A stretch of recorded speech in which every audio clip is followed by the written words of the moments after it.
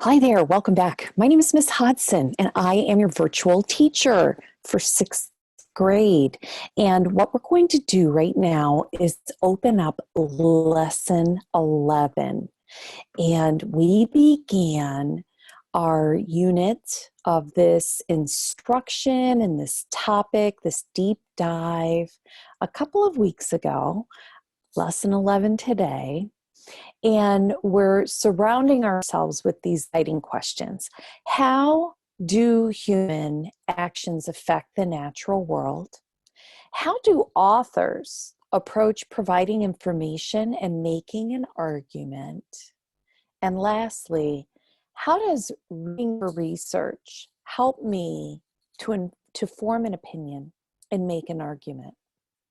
So these things are all connected, and we have gotten started on our third article of study. It is about orcas, and it's titled, Orcas Are Protected, but There Are Still Too Few of Them.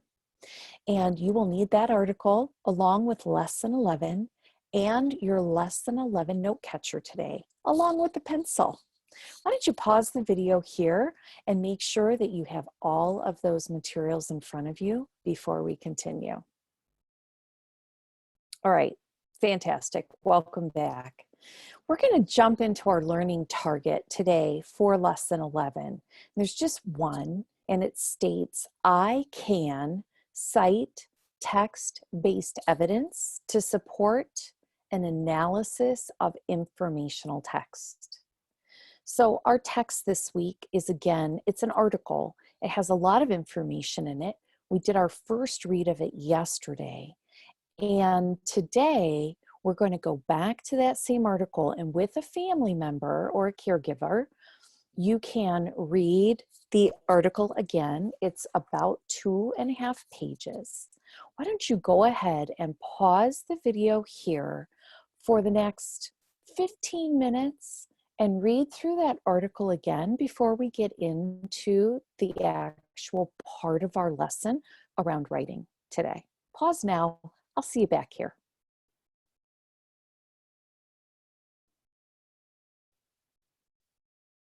All right. Thank you so much for doing that second reading.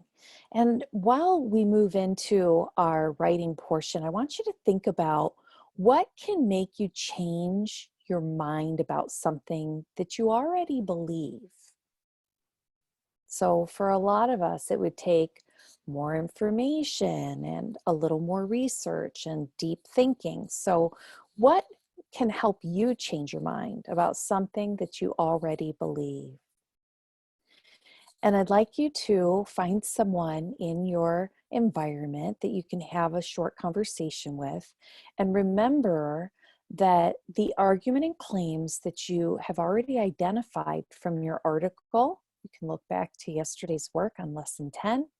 We're going to move forward, and I'd like you to think about what pieces of evidence does the author introduce in by orcas are protected, but there are still too few of them. What does the author include as evidence as to why there's too few of them? And how do those pieces of evidence line up with the claims that you identified in lesson 10? So go refer back to your work from lesson 10, have that quick conversation. You can pause the video now and come back when you're ready to start our writing.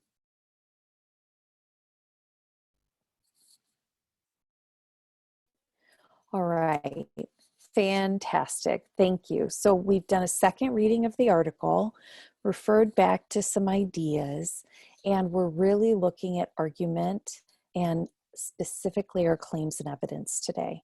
So using your lesson 11 note catcher, find a piece of specific evidence from the text, from that article, and that is used to support the claims that you've identified.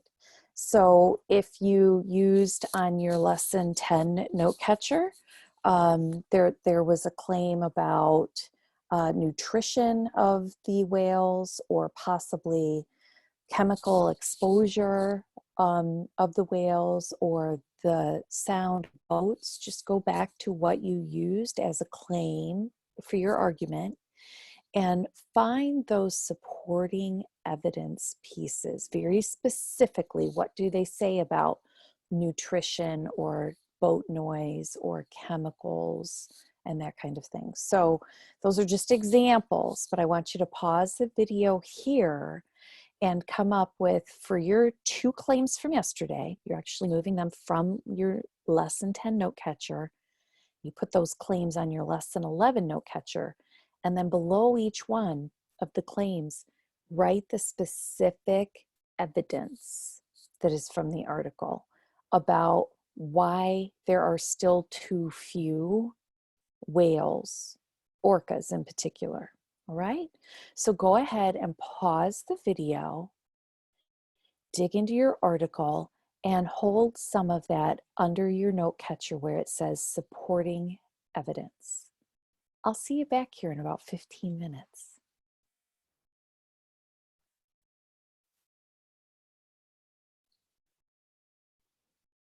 All right, fantastic. This is where you get really specific in your note catcher about why there are still too few whales. And in the middle of page 2, they identify 3 dangers, but they do go on and talk about pollution a little more deeply.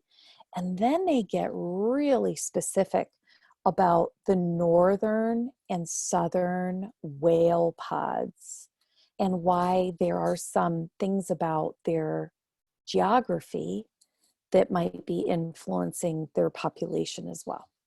So when you'll want to keep track of this, because tomorrow will be moving into another task, and you can use your thinking from lesson 10 and 11. I would love for you to share your work with someone around you, like a little turn and talk, and let them know what you came across with evidence, maybe where you found it in the article. And when you're done with that, go ahead and read for another 20 minutes of something that you're interested in, either that's printed around where you are or online, something that you'd like to know more about. And then don't forget, in the very last part of our lesson, you go back to the top of the article, you set a timer for maybe 60 seconds and see how much further you can get along in your fluency. Or you can ask an adult to read the text to you and you follow along, or vice versa. So try to do that a couple of times and just continue to go back to the text in one of those ways. And I'll see you again really soon. Make it a great day.